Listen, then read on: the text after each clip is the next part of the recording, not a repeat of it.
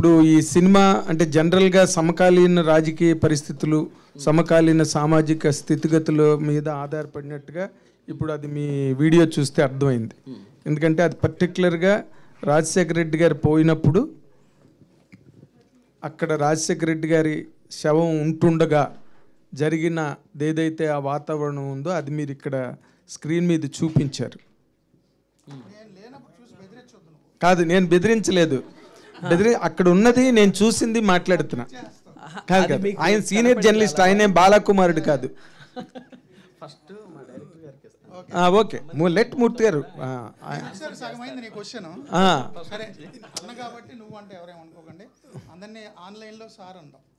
Okay, director మూర్తి గారు, ఇప్పుడు మీరు ఇందాక చూపించిన విజువల్స్లో క్లియర్ కట్గా మీరు ఎంత మనకి సంబంధం లేదు, మనం కథనే చెప్పామని మీరు చెప్పినప్పటికీ కూడా బట్ సమకాలీన సంఘటనల మీద ఆధారపడే ఉంది అది. ఎందుకంటే రాజశేఖర రెడ్డి గారు పోయినప్పుడు అక్కడ శవం ఉంటుండగా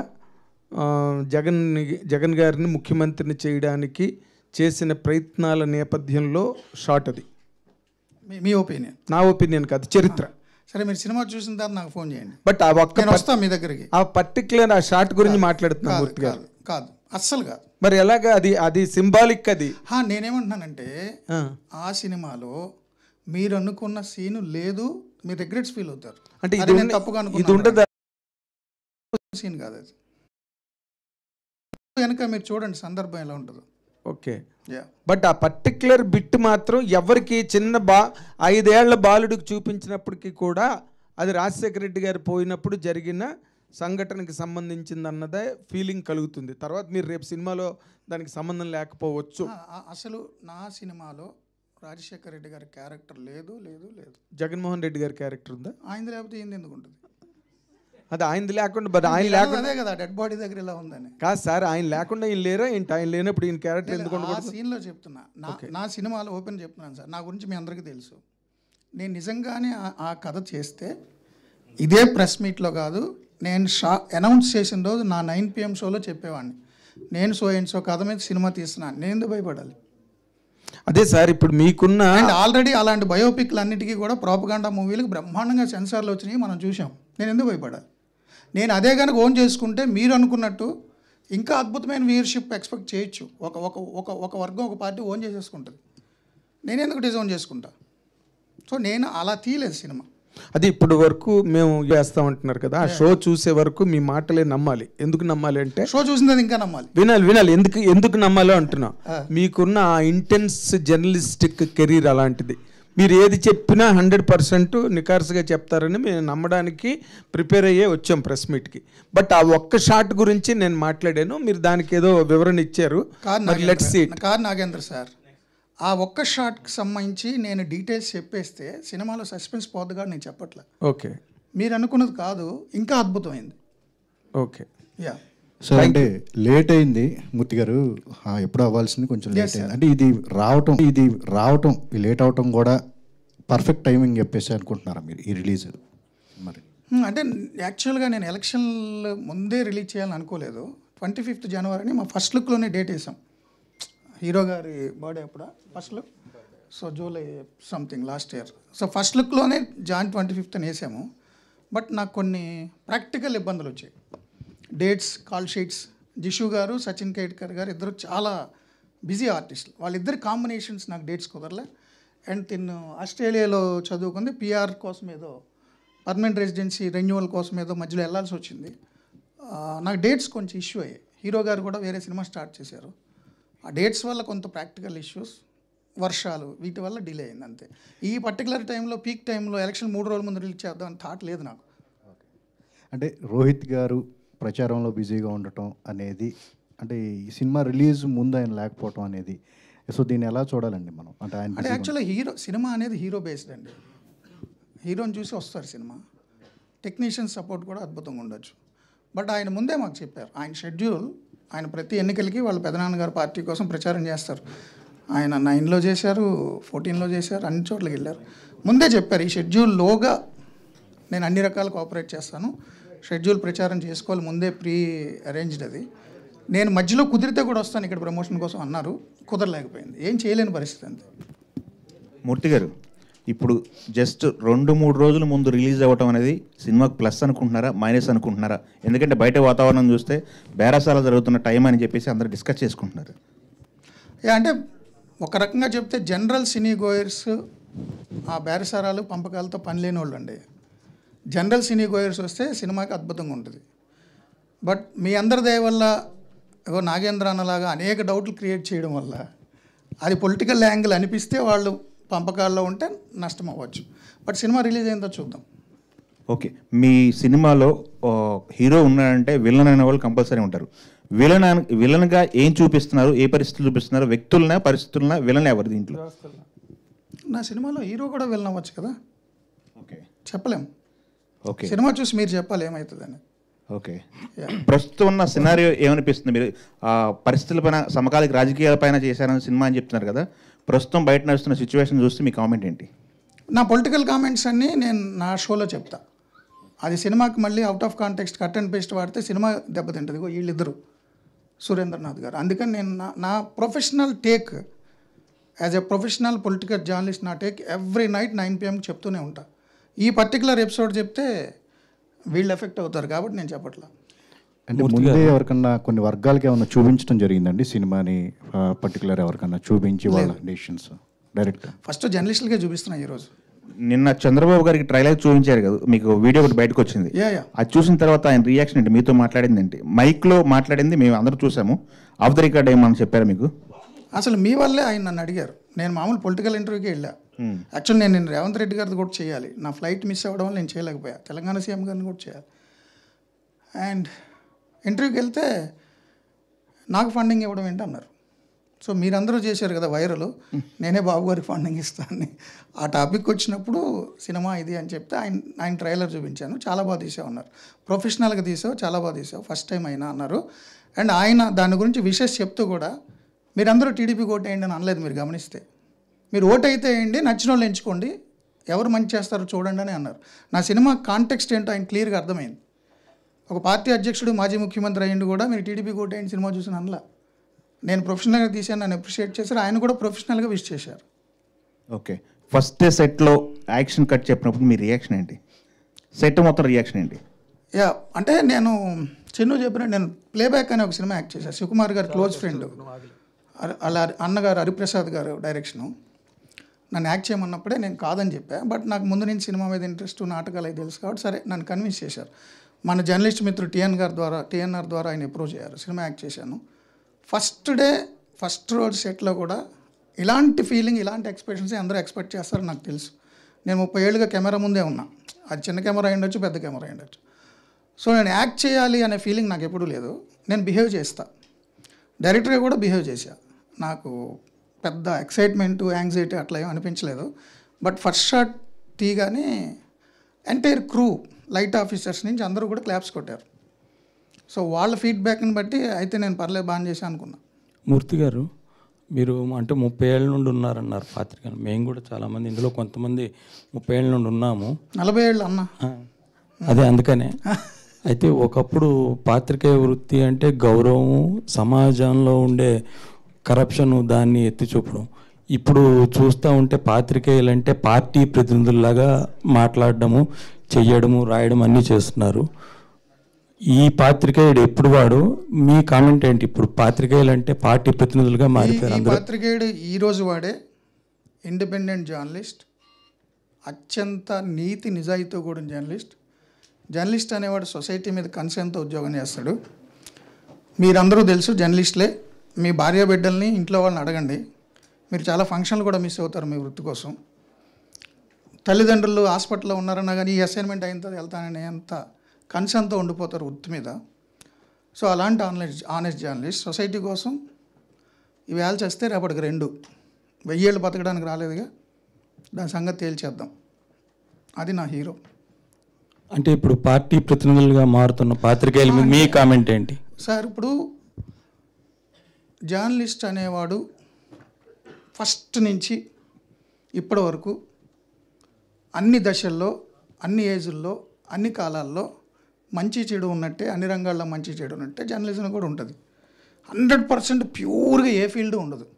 బట్ పర్సంటేజ్లు మీకు స్వాతంత్రం వచ్చేటప్పుడు పెద్ద పెద్ద ఫ్రీడమ్ ఫైటర్లు అందరూ జర్నలిస్టులు, లాయర్లే, సొసైటీ మీద కన్సర్న్తో ఉన్నోళ్ళే, పబ్లిక్ లైఫ్లో ఉన్నోళ్ళే. మీరు మహాత్మా గాంధీ, జవహర్లాల్ నెహ్రూ అందరూ కూడా పాత్రికేయులు, లాయర్లే.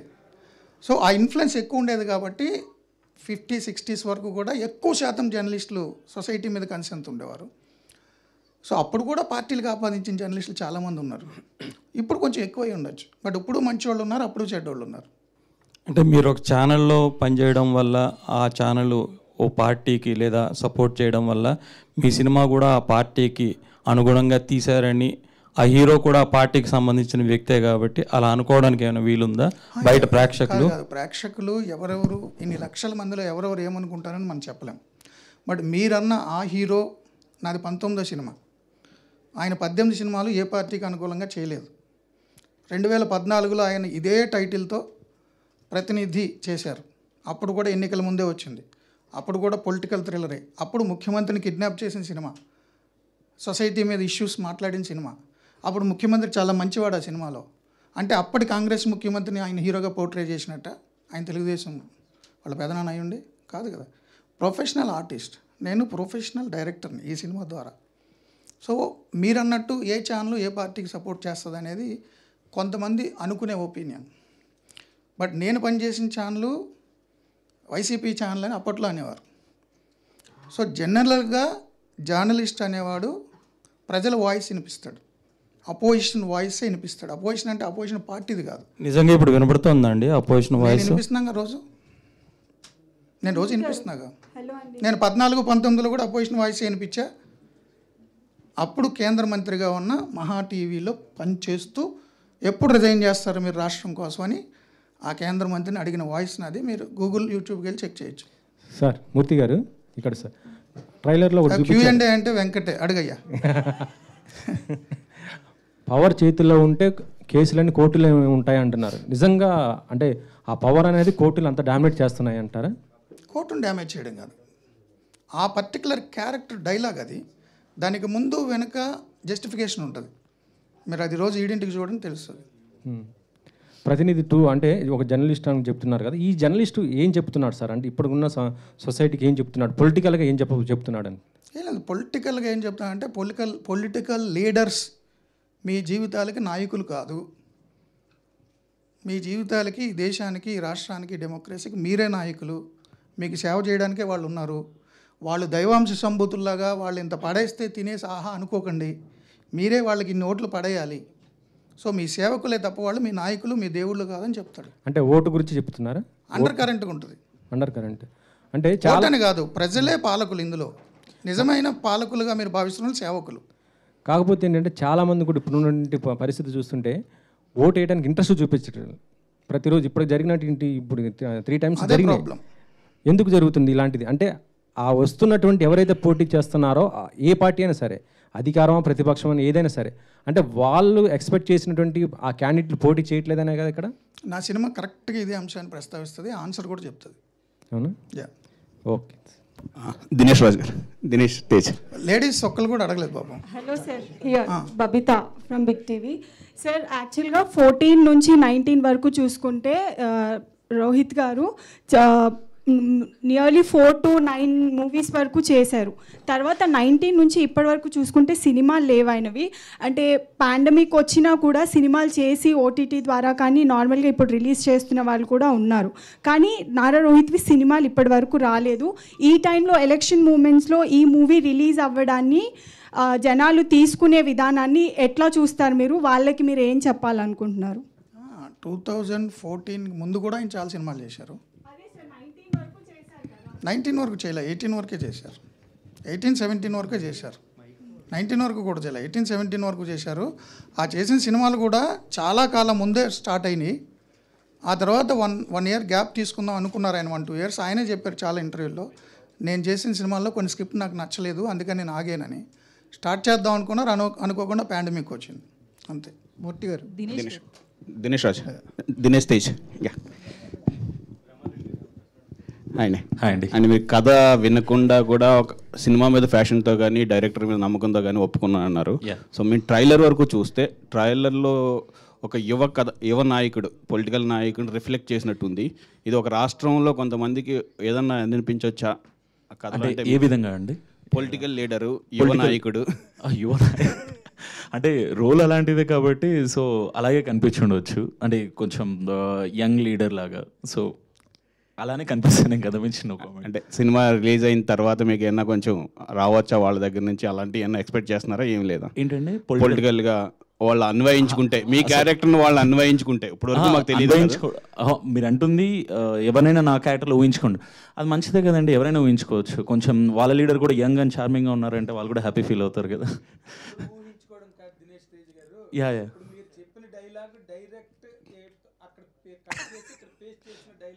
అవునా? మూర్తిగా నాకు చెప్పలేదు.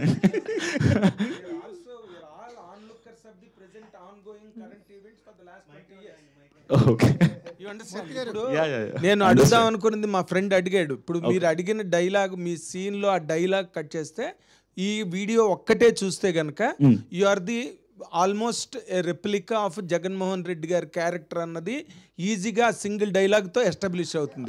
బిఫోర్ ఐ సే దట్ అండి, ఒక చిన్న disclaimer sir. Let him answer. All the characters and events in this movie are purely fictitious. No, any resemblance to the living or dead is purely coincidental. I can give the disclaimer. And ఎందుకంటే cinema అనేది fiction thing కదండి. So ఒక ఫిక్షన్లో ఒక క్యారెక్టర్ని ఆయన రాసుకున్నారు. So దాన్ని అలా రిప్లికేట్ చేశాను. అంటే బేసిక్గా మీరు మాటలు అంటున్నారు కదా, ఒకటే మాటని డిఫరెంట్ అర్థాలుగా వచ్చేటట్టుగా మాట్లాడవచ్చు ఒక మన సిచ్యువేషన్స్ బట్టి. సో సార్ ఇందాక చెప్పినట్టు కూడా ఆ పర్టికులర్ సీన్కి ముందు ఒక వేరే కథ ఉంది, తర్వాత వేరే కథ ఉంది. అంటే ట్రైలర్ కదా, మీకు అందుకు అలా అనిపిస్తుండొచ్చు. ట్రైలర్ అంటే just to give that hype, అంటే సినిమా మీద ఒక ఇంట్రెస్ట్ క్రియేట్ చేయడానికి. మీరు చెప్పిందంతా చాలా చక్కగా ఉంది, మీరు వివరణ చాలా పర్ఫెక్ట్గా ప్రొటెక్టివ్గా చెప్తున్నారు. కానీ ఇది రిలీజ్ ముందు, ఇది ఎలక్షన్ డేట్కి కరెక్ట్గా, పోలింగ్ డేట్కి ముందు కరెక్ట్గా 3 days ముందు వెళ్తుంది ఫిల్ము. 100% మిమ్మల్ని జగన్మోహన్ రెడ్డి గారి క్యారెక్టర్తో మాత్రమే ఐడెంటిఫై చేసుకుంటారు. అఫ్ కోర్స్ రేపే రిలీజ్ మీకు వచ్చే ప్రమాదం లేదు. మీరు మరీ చెప్తుంటే నాకు కూడా డౌట్ వస్తుంది. నాగేంద్ర అన్న ప్లీజ్, మీరు నన్ను ఇంటర్వ్యూ అడిగినప్పుడు కాంట్రడిక్షన్ ఉంది. ఆ సీన్లో మీరు చెప్పినటువంటి జగన్మోహన్ రెడ్డి గారి క్యారెక్టరే రెప్లికా అయితే, ఆ సినిమాలో డైలాగ్ జగన్మోహన్ రెడ్డి గారు హీరో, తండ్రి చనిపోయి ఇంకా 10 గంటలు కూడా అవ్వలేదు, ఈ రాజకీయాలు మొదలెట్టారా, ఉందా మీకేమైనా అసలు తిట్టాడు. సో జగన్మోహన్ రెడ్డి గారు హీరో నా క్యారెక్టర్ ప్రకారం, మీ దృష్టిలో అయితే. నా దృష్టి సొసైటీలో మీరు అన్నారు చూడు, ఆ డైలాగ్ అక్కడ కట్ చేశారని. సొసైటీలో జర్నలిజంలో రాజశేఖర రెడ్డి గారు చనిపోయినప్పుడు జగన్మోహన్ రెడ్డి గారు సంతకాలు పెట్టి ఇచ్చారనే ఫీలింగ్ వెళ్ళింది జనంలో. కానీ ఈ సినిమాలో మీరు అనుకుంటున్న క్యారెక్టర్ తిడుతుంది రాజకీయాలు వద్దని. సో మీరు చెప్పిందే క్వశ్చన్ అయితే నా సినిమాలో జగన్ గారు హీరో అయ్యి ఉండాలి. కాదు, మొట్టమొదటి మొహం మీద చెప్పడానికి ఒక మాట, వెనకాతలు చెప్పడానికి ఒక మాట, 2 మాటలు ఉంటాయి. అలా లేదు. ఆ మొహం మీద చెప్పడానికి మాట వాడుకున్న మాట కావచ్చు కదా. అది నిజంగా మీరు చెప్పిన టైంలో అలాగా రికార్డ్ కాలేదు, రిపోర్ట్ కాలేదు, చెప్పండి. 100% అలా రిపోర్ట్ అవ్వలే కాదు. బట్ ఇది మార్చి డైలాగు మళ్ళీ నెక్స్ట్ సీన్ ఇంకోటి ఉండొచ్చు కదా. మళ్ళీ మార్చడం ఎందుకంటున్నా మూర్తి గారు? అయితే మీరు కాదని చెప్తున్నారు కదా, అయితే అట్లా పోలికలు అనిపిస్తున్నాయి. ఆయన ఎందుకు తీసుకున్నారు? మేమంతా ట్రైలర్ చూసినప్పుడు, ఫస్ట్ లుక్ చూసినప్పుడు అతనిలో మేము జగన్నే చూశారు కదా. నాకు చాలామంది మెసేజ్లు పంపారు, ఒక సన్నివేశంలో కేటీఆర్లా కనిపించాడని.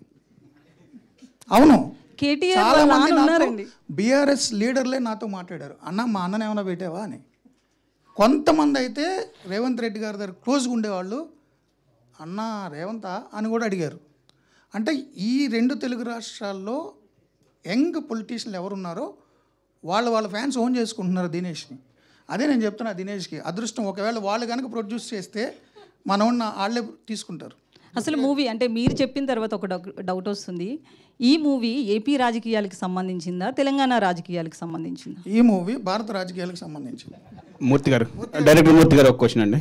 సార్, ట్రైలర్లో చూస్తే దేశ రక్షణకి సైనికుడు ఎంత అవసరమో, ఫుడ్ పెట్టడానికి రైతు అంత అవసరమే, అలాగే సమాజానికి జర్నలిస్ట్ కూడా అవసరం అన్నారు.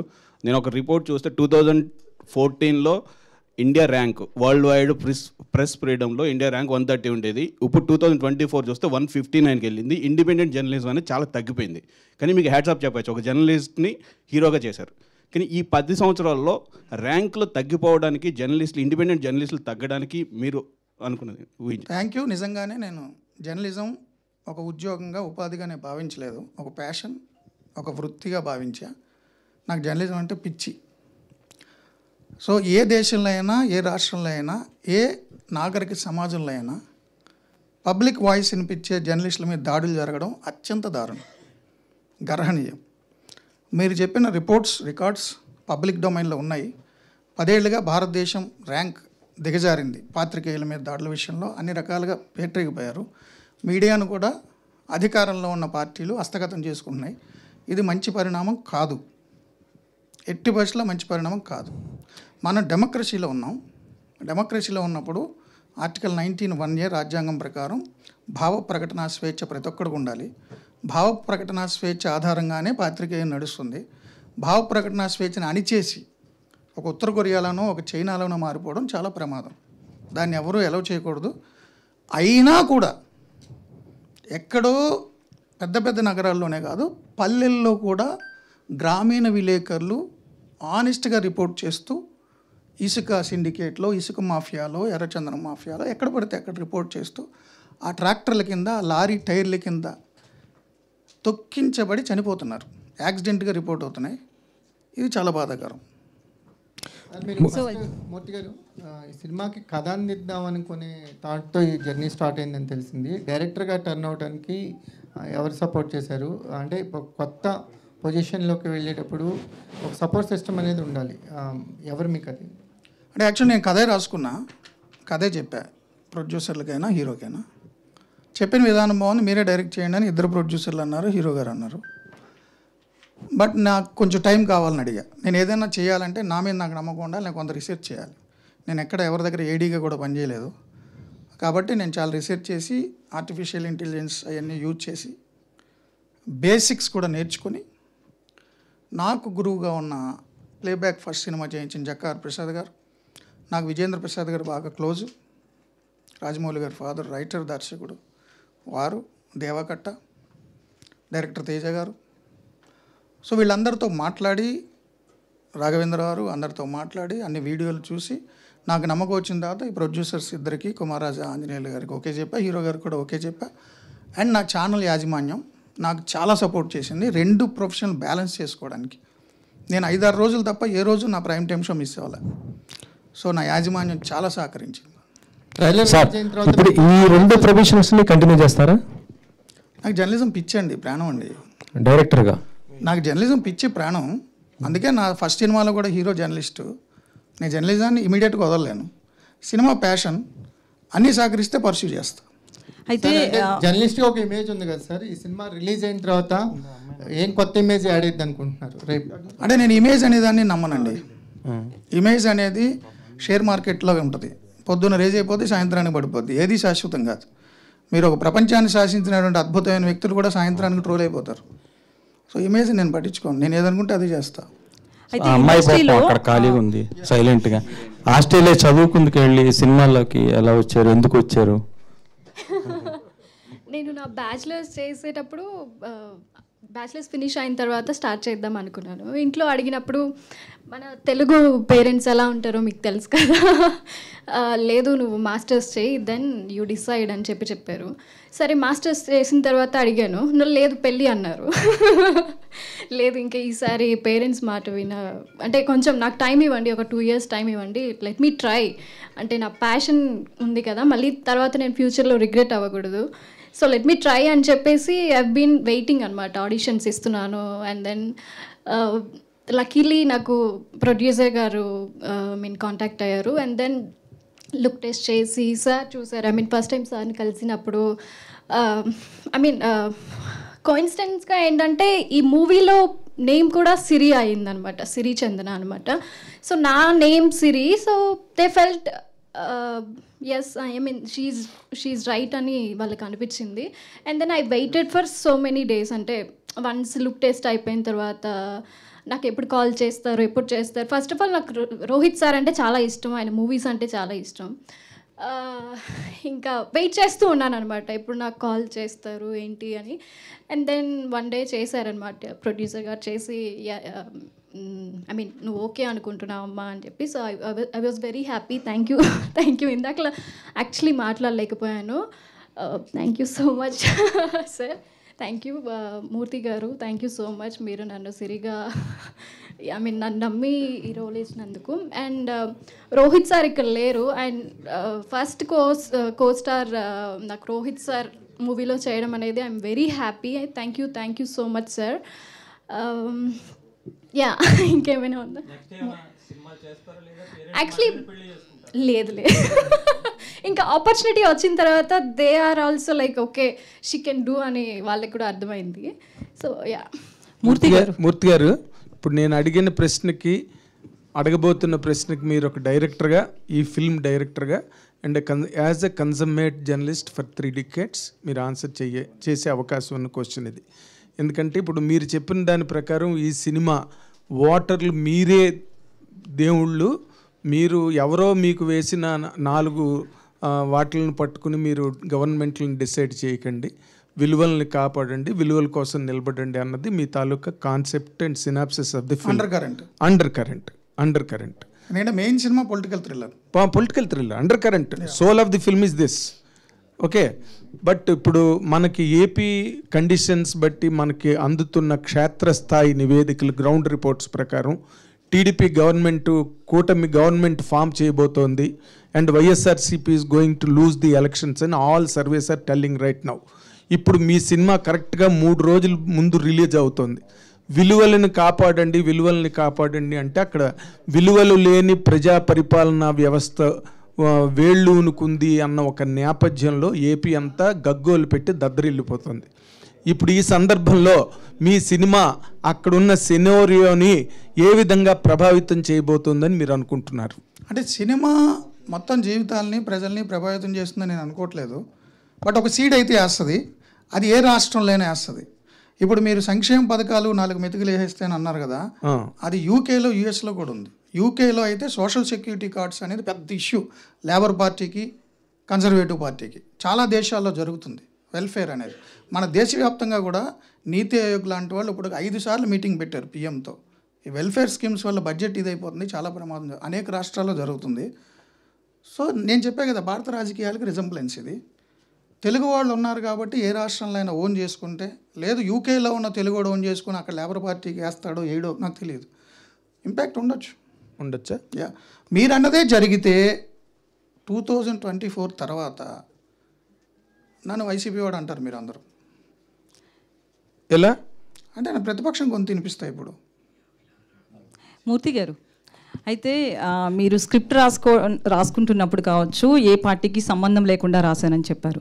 సో అంటే ఇంతమంది ఇండస్ట్రీలో హీరోలు ఉన్నారు, స్టార్ హీరోస్ ఉన్నారు, చాలామంది పొలిటికల్ బ్యాక్డ్రాప్ మూవీస్ చేసిన వాళ్ళు కూడా ఉన్నారు. అయితే నారా రోహిత్ని ఎందుకు సెలెక్ట్ చేసుకున్నారు? మీరు రాస్తున్నప్పుడే అతను ఊహించుకున్నారా? నారా రోహిత్ గారు ప్రతినిధి సినిమాలో జర్నలిస్ట్, కామన్ మ్యాన్ అని లాస్ట్లో కోట శ్రీనివాసరావు ఇప్పుడైనా చెప్పబోయా నీ పేరు, నీలాంటి ఆనెస్ట్ జర్నలిస్ట్ నా రాష్ట్రంలో పౌరుడిగా ఉండడం నా అదృష్టం, ఇప్పుడైనా నీ పేరు చెప్పబోయా అంటాడు. కామన్ మ్యాన్ అని వెళ్ళిపోతాడు. సో ఆయన జర్నలిస్ట్. నేను సినిమా చాలాసార్లు చూసా ప్రతినిధి. అండ్ హీరో గారిని సెలెక్ట్ చేసుకోవడానికి కారణం మీరు అనుకున్నవేం కాదు, ఆయన వాయిస్. మీరు అందరూ అడిగారుగా, ఇందాక ఎవరు అడిగారు రోహిత్ గారు మూర్తి గారు అని, అందుకని చెప్తున్నా. నేను 30 ఏళ్ళుగా ఉన్నాను ఇలాంటి పొజిషన్లో, అంత తొందర దొరకను. Okay right. ఆయన వాయిస్ నాకు ఇష్టం, ఆయన వాయిస్ కల్చర్ ఇష్టం నాకు. జర్నలిస్ట్ వాయిస్ బాగోవాలి. ఆయన అంతకుముందు చేసిన సినిమాలో ఈ జర్నలిస్ట్, అందుకని ఆయన సెలెక్ట్ చేసుకున్నా. నెక్స్ట్ సినిమాలో కూడా ఆయన సెలెక్ట్ చేసుకుంటాను గ్యారంటీ లేదు కదా. సో అయితే ఉదయ్ భాను గారు చాలా డేస్ తర్వాత స్క్రీన్ మీద కనిపిస్తున్నారు. ఆమెకి ఎలాంటి రోల్ ఇచ్చారు? ట్రైలర్లో కూడా మాకు పెద్దగా కనిపించలేదు. చాలా అద్భుతమైన రోల్ అండి ఉదయ్ భాను గారిది. నిజంగా మీరందరూ కూడా ఆమె పర్ఫార్మెన్స్ చూసి స్టన్ అవుతారు. 1-2 సీన్లో చాలా ఎమోషన్ ఫీల్ అవుతారు. జర్నలిజాన్ని బతికించడం కోసం అన్నీ వదిలేసి నడిచొచ్చిన ఒక వ్యక్తి ఉదయ్ భాను గారు. అలాగే సెన్సార్ దగ్గర కూడా కొన్ని ఇష్యూస్ వచ్చినట్లు తెలిసింది. కాకపోతే మీరు పార్టీలకు సంబంధం లేదు, ఎలాంటి రియల్ వ్యక్తులకు కూడా సంబంధం లేదు అంటారు, కానీ సెన్సార్ దగ్గర ఎందుకు ఇష్యూ వచ్చింది? Last time Ram Gopal Varma cinema దగ్గర కావచ్చు చాలా ఇష్యూస్ వచ్చాయి. మా సినిమాకి సెన్సార్ దగ్గర పొలిటికల్ పార్టీల వల్ల ఇష్యూ కాలేదు. నిజంగా నా సినిమా సెన్సార్ వాళ్ళు చాలా అభినందించారు. ఇలాంటి సినిమా రావాలి అన్నారు. ఓటు రైట్ ఉపయోగించుకోవాలని అవేర్నెస్ తీసుకురావడానికి. యాక్చువల్లీ ఎలక్షన్ కమిషన్ కూడా నా సినిమాని అప్రిషియేట్ చేస్తుంది వాళ్ళు చూస్తే. జనరల్గా అన్ని సినిమాలు వాయిదా పడ్డా. మీరు గమనిస్తే ఒక 3 వారాలుగా సెన్సార్ ఆఫీసర్ గారు లీవ్లో ఉన్నారు. మేడం లీవ్లో వెళ్ళారు. ఆమె లీవ్లో వెళ్ళడం వల్ల ఒక 37 సినిమాలు 38 సినిమాలు ఆగిపోయినాయి. కొత్త ఆఫీసర్ గారిని అడిషనల్ ఛార్జ్ వేశారు. ఆయన అప్పటికే 2-3 ఎలక్షన్ కమిషన్లో, దూరదర్శన్లో పనిచేస్తున్నారు 2-3 శాఖల్లో. ఆయనకి పని ఒత్తిడి, దానివల్ల సినిమాలు చూడడం డిలే అయింది. నా సినిమాయే కాదు, కనీసం ఒక 10-15 సినిమాలు డేట్స్ అనౌన్స్ చేసి వాయిదా పడ్డాయి. అవి మీ సినిమా జర్నలిస్టులు మీ అందరికీ తెలుసు కూడా. పొలిటికల్ అనే యాంగిల్లో నా సినిమాకి సెన్సార్ ఇబ్బందులు రాలే. సెన్సార్ ఆఫీసులో సాంకేతికపరమైన సమస్యల వల్ల మాత్రమే ఇబ్బంది అయింది. మీరు అనుకున్నట్టయితే సినిమాలో చాలా కట్స్ ఉండాలి. నా సినిమా కట్స్ లేవు. ఏదో నామినల్ 4-5 డైలాగ్స్ మ్యూట్ చేయమన్నారు అంతే. సార్ ఇందులో నారా రోహిత్ డ్యూయల్ రోలా లేక ఆయనే ఓల్డ్ మ్యాన్ గెటప్ వేసుకుని చేస్తారు? మంచి సస్పెన్స్ అన్న, మంచి సస్పెన్స్ థ్రిల్లర్. నేను స్పాయిలర్ కాలేను. ఎవరో కొంతమంది నిజం చెప్పి అడిగేశారు కూడా, ఆ ముసలోడి గెటప్లో ఉన్నది నువ్వేనా అని నన్ను అడుగుతున్నారు. ఎలా అడిగేస్తే అలా? కుమార్ రాజా గారే ప్రొడ్యూసర్. సార్ మీరు సినిమా ప్రొడ్యూస్ చేశారు, రిలీజ్ చేస్తున్నారు. ఈ సినిమా ప్రొడ్యూస్ చేయడానికి మీరు అంటే కాలిక్యులేషన్ చేసుకున్నారా, లేదు అంటే ఒక ఫ్రెండ్ కోసం సినిమా చేశారా? ఫస్ట్ ఆఫ్ ఆల్ అండి, నేను ఫ్రెండ్ కంటే ముందు మూర్తి గారికి ఫ్యాన్. నేను ఆయన న్యూస్లు కానీ ఆయన డిబేట్లు కానీ ఇవన్నీ చూస్తూ పెరిగినండి. అంతేకాదు ఆయన చేసినటువంటి యాక్టివిటీస్ కానీ ధైర్యంగా వెళ్ళి అన్ని రకాలుగా ఇబ్బందులు పడి వచ్చి అవన్నీ నాకు తెలిసింది కంటిన్యూగా తనతో ఉన్నప్పుడు. నేను ఒక జర్నలిస్ట్గా ఉన్నా.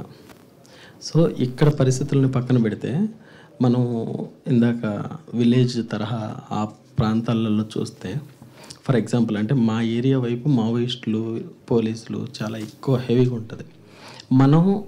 మనకేం వెపన్ ఉండదు.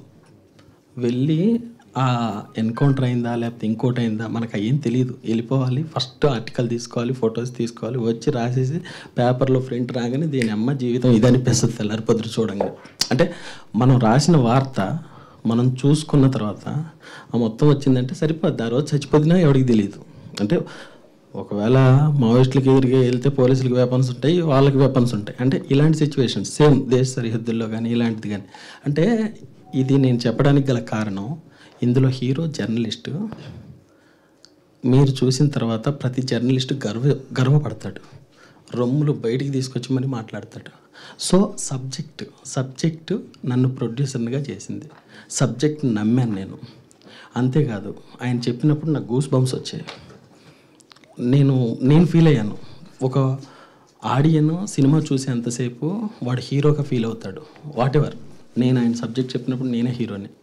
సో ఈ విధంగా అనిపించింది. ఇలా చూసిన తర్వాత హీరో నారా రోహిత్ గారు తప్ప ఇంకెవరు చేయలేరు ఆ క్యారెక్టర్.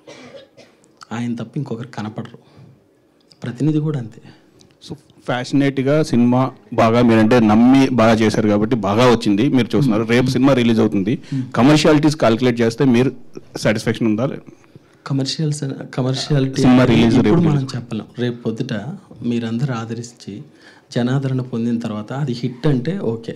ఏ సినిమా ప్రొడ్యూసరు ఆ సినిమాలో డబుల్ వచ్చేస్తాయి అని అయితే వాడు సినిమా తీయరు. ఫస్ట్ ఆఫ్ ఆల్ ఒకవేళ హిట్ సినిమా అనుకొని కూడా సినిమా చేద్దామని చెప్పి ఎవడు అనుకోడు. హిట్ సినిమా అనుకుందేమో ఫెయిల్ అవుద్ది, ఫెయిల్ అనుకున్నదేమో హిట్ అవుద్ది. బట్ ఫస్ట్ మనం ఎంచుకున్న సబ్జెక్ట్ సాటిస్ఫాక్షన్ ఇంపార్టెంట్.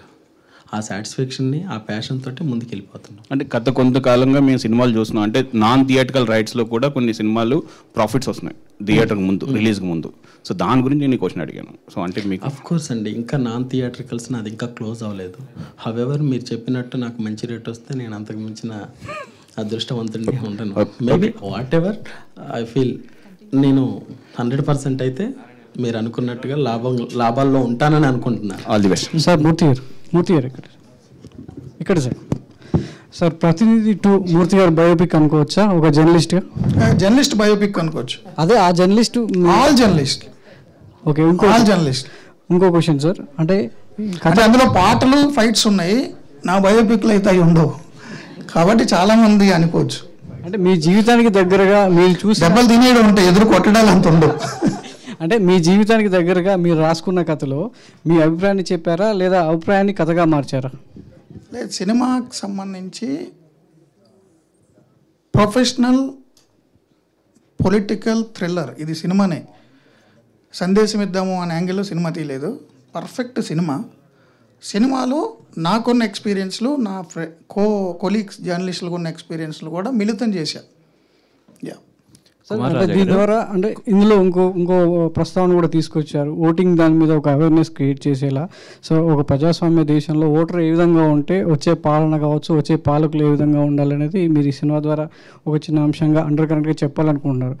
ఓటు వేయని వాడు దేశం విడిచిపోవాలి లేదంటే చచ్చిపోవాలి అనే ఒక వాడు కూడా చెప్పడం జరిగింది. అది అంత బలవంతంగా చెప్పడానికి ఇప్పుడున్నటువంటి పరిస్థితుల్లో రేపు మాపు అందరూ కూడా తమ ఓటు హక్కును వినియోగించుకోబోతున్నారు. ఓటు వేయని వాడు దేశం విడిచి వెళ్ళిపోవాలా చచ్చిపోవాలా? అంటే మనం డెమోక్రసీలో ఉన్నాం సార్. 1952 జనరల్ ఎలక్షన్స్ నుంచి ఇప్పటి వరకు కూడా యావరేజ్ని తీసుకుంటే అన్ని ఎలక్షన్లు కలిపి ఒక చోట 90 అవ్వచ్చు, ఒక చోట 40 అవ్వచ్చు. యావరేజ్ని తీసుకుంటే 60% మించి ఓటు జరగలేదు. మరి ఆ 40 మంది ఏం చేస్తున్నట్టు? డెమోక్రసీలో ప్రజలే నిర్ణేతలు, వాడే ఓటు వేయాలి. ఇప్పుడు మీకు నచ్చినా నచ్చకపోయినా పొలిటికల్ సిస్టంలోనే మనం ఉంటాం. మీరు పుట్టింది, మీ అమ్మ నాన్న మీరు పుడితే మీ జనన ధృవీకరణ పత్రం మీ జీవితాంతం మీరు చచ్చే వరకు దాన్ని మొయ్యాలి. అంటే నువ్వు పుడితే నీ పుట్టినట్టు సర్టిఫికెట్ కూడా పొలిటికల్ సిస్టమ్ గవర్నమెంటే ఇవ్వాలి. నీ డేట్ ఆఫ్ బర్త్ని అదే డిసైడ్ చేస్తుంది. నువ్వు ఎప్పుడు జాయిన్ అవ్వాలి, 18 ఇయర్స్కి ఓటు వస్తుందా రాదా, నీకు 40 ఏళ్ళ వరకు ఉద్యోగం ఉంటుందా, 58 ఏళ్ళకి రిటైర్ అవుతావా, అన్నిటినీ డిసైడ్ చేసేది డేట్ ఆఫ్ బర్త్ సర్టిఫికెటే. అది మీ అమ్మ నాన్న రాయరు, పొలిటికల్ సిస్టమ్ ఇవ్వాలి. అంటే పొలిటికల్ సిస్టమ్ ద్వారా ఎంచుకున్న ప్రభుత్వం ఇవ్వాలి. నీవు చనిపోయిన తర్వాత కూడా నీ మరణ ధృవీకరణ పత్రం కూడా పొలిటికల్ సిస్టమే ఇవ్వాలి. నీకు నచ్చినా నచ్చకపోయినా నీ చావు పుట్టుకలు నీ చేతిలో లేవు, కానీ నువ్వు పుట్టేవని నువ్వు చచ్చేవని సర్టిఫై చేయాల్సింది నీ ప్రభుత్వమే. మధ్యలో నీ పెళ్ళి కూడా రిజిస్టర్ చేసుకోవాలి.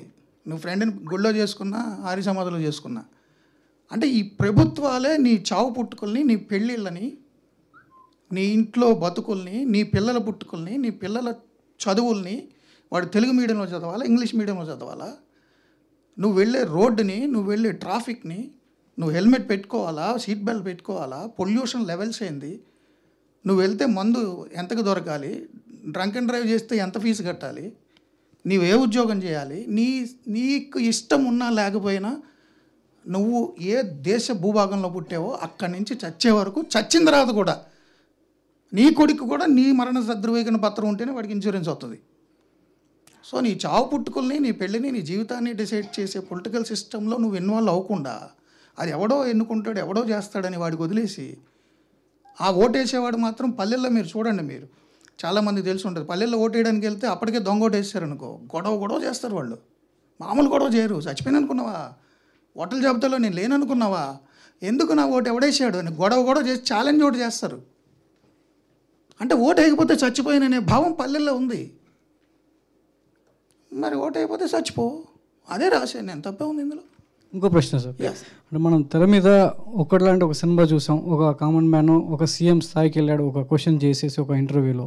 సో అది ఆ సినిమా ఒక చరిత్ర, చాలామంది ఆడియన్స్ని కావచ్చు, సొసైటీని ఒక కదిలించినటువంటి సందర్భం కూడా. సో ఈ విధంగా మీ సినిమాలో ప్రతినిధి ఒక జర్నలిస్ట్ ఏ హోదాకి వెళ్తాడు? జర్నలిస్ట్ కానీ అంటే ఒక ఇండిపెండెంట్ జర్నలిస్టు ఒక సీఎం స్థాయిని క్వశ్చన్ చేసి ఏ స్థాయికి వెళ్తాడు ఈ సినిమాలో, అది ఏ విధంగా ఆడియన్స్ని కన్విన్స్ చేస్తుంది?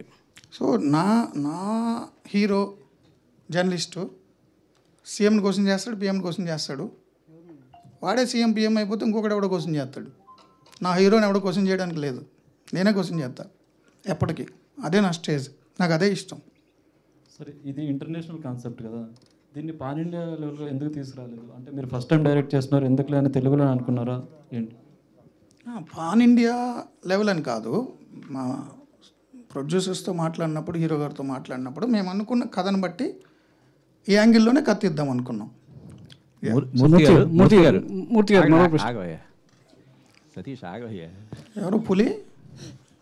పులి అడుగు మూర్తి గారు అడుగులే. హీరో క్యారెక్టర్, మీ క్యారెక్టర్ చేసిన దాని మీద మీ కామెంట్ ఏంటి? నా సినిమాలో సత్యనారాయణ కూడా ఉన్నాడేమో, నీ కామెంట్ ఏంటి? సినిమా చూసిందో చెప్పు. మూర్తి గారు సత్యనారాయణ నా కోలీగ్. అదే మూర్తి గారు, నేను అప్పాదిని. ఇందాక మీరు ఓటింగ్ దాని గురించి చాలా ఎక్సలెంట్గా చెప్పారు, హ్యాట్స్ ఆఫ్. అయితే నా ప్రశ్న కుమార్ రాజా గారికి. కుమార్ రాజా గారు, మీరు ఒక స్ట్రింగర్గా కెరీర్ స్టార్ట్ చేశారని చెప్పి మూర్తి గారు చెప్పారు. ఒక స్ట్రింగర్గా కెరీర్ స్టార్ట్ చేసిన ఒక యంగ్ జర్నలిస్ట్ ఒక నిర్మాత స్థాయికి ఎదగడం అనేది ఎలా సాధ్యమైంది? అంటే కోట్లు వెచ్చించి ఒక సినిమా నిర్మించే స్థాయికి ఎలా ఎదగలిగాడు? అంటే నా స్ట్రింగర్గా తర్వాత నేను హీరోగా కూడా సినిమాలు చేశాను. అది మీ స్థాయి అంటే మీ దగ్గర దాకా రాలేదేమో నాకు. ఇందులో ఉన్నటువంటి పాత్రికేయ మిత్రులందరూ నేను హీరోగా చేసిన సినిమాలకు కూడా వచ్చారు. సో నేను ప్యాషన్ మీద వచ్చాను. నా ఫండింగ్ ఏంటనేది నా పర్సనల్. సో సినిమా చేయాలనుకున్నాను. ఒకవేళ మూర్తి గారు ఆ టైంకి నాకు అంటే ఆ టైంలో కలవకపోయి ఉంటే వేరే ఒకరితో చేసేవాడిని. ఈ సినిమా నేను అంటే ప్రతినిధి వల్ల నేను ప్రొడ్యూసర్ అవ్వలేదు. నేను ప్రొడ్యూసర్ అయిన తర్వాత ప్రతినిధి వచ్చింది.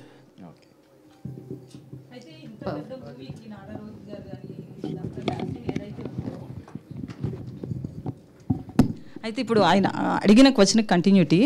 సో యాజ్ ఏ జర్నలిస్ట్ ఒక నిర్మాతగా అంటే హీరోగా చేసినప్పటికీ కూడా సక్సెస్ఫుల్ హీరో కాదు. సో మీరు అనుకున్నంత పైసలు రావు ఇప్పుడు ఈ ఇండస్ట్రీ నుంచి మీరున్న స్థాయికి. సో ఈ మూవీకి యాజ్ ఏ ప్రొడ్యూసర్ అయ్యే ముందు ఎవరి నుంచి అన్న పార్టీల నుంచి కావచ్చు, ఎక్కడి నుంచి అన్న ఫండింగ్ వచ్చిందా? ఇందాక మీరు మాట్లాడుతూ కూడా ఫండింగ్ అనేది పర్సనల్ అనేసారు. చిన్న మాట, దీనికి ముందు హీరో గారు డైరెక్టర్ గారు ఇద్దరు కలిసి ఒక ఇంటర్వ్యూలో కూర్చున్నప్పుడు క్వశ్చన్ వేశారు. ఏమంటే మీకు ఫండింగ్ సిబిఎన్ గారి దగ్గర నుంచి వచ్చింది అని చెప్పి ఒక టాక్ వచ్చింది. ఆ క్రమంలోనే మా మూర్తి గారు ఒక డైలాగ్ చెప్పారు, సిబిఎన్ గారి దగ్గర నుంచి ఫండింగ్ వచ్చి ఉంటే సినిమా ఆగేది కాదండి, కొన్ని రోజులు బ్రేక్ తీసుకోవాల్సి వచ్చింది మీకు because of funding. Of course మీరు ఏ విధంగా అనుకున్నా అలా అనుకోవచ్చు, ఎందుకంటే మీ ఆలోచన మీది. బట్ థింగ్ మీకు కనపడుతుంది, మేము పడే కష్టం ఏం జరిగింది ఏంటనేది సినిమా వాళ్ళందరికీ తెలుసు. అంటే మనం ఇక్కడ ఏం జరుగుద్దంటే సినిమాల్లో మిగతా ప్రపంచం గురించి నాకు తెలియదు, కానీ సినిమాలో ఏం జరిగినా సినిమా మొత్తానికి తెలుస్తుంది. అందులో జర్నలిస్టులకు ముందు తెలుస్తుంది. ఆ క్రమంలోనే ఇది బేసిక్గా జరుపుకొచ్చింది. మీరు అన్నట్టుగా మేము ఫండింగు ఇది పక్కన పెడితే ప్రొడక్షన్ కాస్ట్ కొంచెం ఎక్కువే, దానికి కావాల్సినంత మేము జమ చేసి ఇంకొంచెం అవుతుంది అనిపించినప్పుడు బయట వాళ్ళ దగ్గరికి వెళ్ళి తీసుకోవడం జరిగింది. అందులో భాగంగానే సురేంద్రనాథ్ గారు వచ్చారు. సబ్జెక్ట్ నచ్చి ప్రొడ్యూసర్స్ నచ్చి ఎంటర్ అయ్యారు. ఓకే కుమార్ గారు, మూర్తి గారు, ఇటు కుమార్ గారు, all the best. Thank you అండి, థ్యాంక్ యూ సో మచ్. ఆయన స్టార్టింగ్ దగ్గర నుంచి ఉన్నారు. All the best. సరే ఒకసారి మూర్తి గారు, క్యాప్షన్లో ఎగ్నిస్ట్ ఆల్ అవార్డ్స్ అన్నారు. ఏంటి అసమానతలు లెక్కలేనని ఉన్నాయి కదా, ఏ అసమానతలు మీరు ఉద్దేశించి క్యాప్షన్ పెట్టారు? అంటే ప్రతినిధి 1 క్యాప్షన్ సార్ అది. అగైన్ అన్నారు కదా, 2014లో వచ్చిన ప్రతినిధి 1 క్యాప్షన్ అది. నేను ఎగైన్ అని యాడ్ చేశాను అంతే. ఎగైనిస్ట్ ఆల్ ఆర్ట్స్ అని యాడ్ చేశాను. సీక్వెల్ వస్తుందా, మళ్ళీ థర్డ్ వస్తుందా? చూద్దాం మీ స్పందన బట్టి. అంటే ఒకటిలో చెప్పలే, రెండు అదే మీ సినిమా చూసిన స్పందన బట్టి చూద్దాం. అయితే ఇందులో అజయ్ ఘోష్ క్యారెక్టర్లు ఇంటర్వ్యూ చేస్తా, దేశం రాష్ట్రం అప్పు ఎంత అంటే ఆయన తడబడతాడు. అవును సార్. ఆయన అజయ్ ఘోష్ క్యారెక్టర్ సీఎం ఏంటి, అది హోదా ఏంటి అయింది? ఆయన ఆర్థిక మంత్రి, అందుకని ఆర్థిక మంత్రి అయి ఉండి అప్పులు చెప్పలేడు. అయితే ఆ తర్వాత పవర్ఫుల్ అంటే యాక్చువల్గా కీ రోల్ అయినటువంటి పాత్ర, కీ రోల్ అయినటువంటి హీరో గారు అప్పులకి ఎవడ బాధ్యుడు అనేది ఏమైనా అడుగుతారు అక్కడ? అడుగుతారు సార్. అది చాలా హైలైట్ సీను, దాని నాకు అర్థమైంది. ఆ సీన్లో దాని కంటిన్యూటీ హీరో అడుగుతాడా? Okay, anyhow all the best. Thank you sir. Murthy గారు, అంటే ప్రతినిధి 1లో అనుకుంటా 500 ఏదో బ్యాన్ చేయమని అంటారు. అవును, అందులోనే కదా బిచ్చగాడు అది. ఆ రెండు ఆ తర్వాత చాలా వైరల్ అయ్యాయి. యాక్చువల్ తర్వాత గవర్నమెంట్ demonetization జరిగిన తర్వాత 2 వైరల్ అయ్యాయి. ఈ సినిమాలో కూడా అట్లాంటివి ఏమైనా ఉంటాయా కమింగ్ డేస్లో వైరల్ అవ్వడానికి ఏమైనా అట్లాంటివి? ఓటేస్తారండి ఈ సినిమా చూసి కొంతమంది ఓటేస్తారు ఈ సినిమా. సరే, మా వర్గ ప్రతినిధిగా, మా జర్నలిస్టుల వర్గ ప్రతినిధిగా మీరు చేస్తున్న ఈ ప్రతినిధి 2 చాలా గొప్ప విజయాన్ని సాధించాలని మా అందరి తరఫున నేను కోరుతున్నాను. All the very best team. Thank you.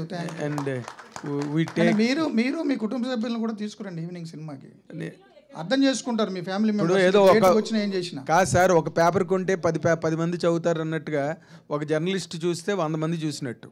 అందరికీ వదిలేచింది నుంచి అడిగిన ఆ ఇద్దరికే చెప్తాడు, అడగిన వాళ్ళకి అడిగిన వాళ్ళకి. అని చెప్పి మీకేం పర్లేదు, you're safe in our hands. Thank you so much. ఏపీలో ఫ్రీగానా? ఏపీలో అదే కుమార్ రాజా ఆంజనేయులు గారు డెసిషన్ తీసుకుంటారు. అంటే నాకు ఆ డైనమిక్స్ తెలియవు, సార్. ఓటేసిన వాళ్ళకి మీ సినిమా ఫ్రీగా చూపిస్తారా లేదా చెప్పండి ముందు. ఏదది? ఓటేసిన వాళ్ళు వేలు చూపిస్తే మీ సినిమా చూపిస్తారా? కొన్ని చోట్ల ఇలాంటి షోస్ అరేంజ్ చేస్తున్నారు. ఖచ్చితంగా ఓటేసిన తర్వాత నా సినిమా చూసే ఓటేయడానికి వెళ్తారు. నాది 10 ఓటు 13 కాబట్టి. అయితే ఈ మూవీ చిరంజీవి గారికి పవన్ కళ్యాణ్ గారికి వేసి చూపించే అవకాశం ఉంది, చంద్రబాబు గారికి కావచ్చు అనే టాక్ వచ్చింది. నిజంగా వేస్తున్నారా? స్పెషల్ షో వాళ్ళు టైం ఉండి వాళ్ళు చూసే అవకాశం ఉంటే ఖచ్చితంగా వేస్తాం, ట్రై చేస్తాం. మరి వైసీపీ ఎవరికైనా చూపిస్తున్నారా? నేను ట్రై చేస్తా. వైసీపీ వాళ్ళు ఎవరు వచ్చినా చూస్తా.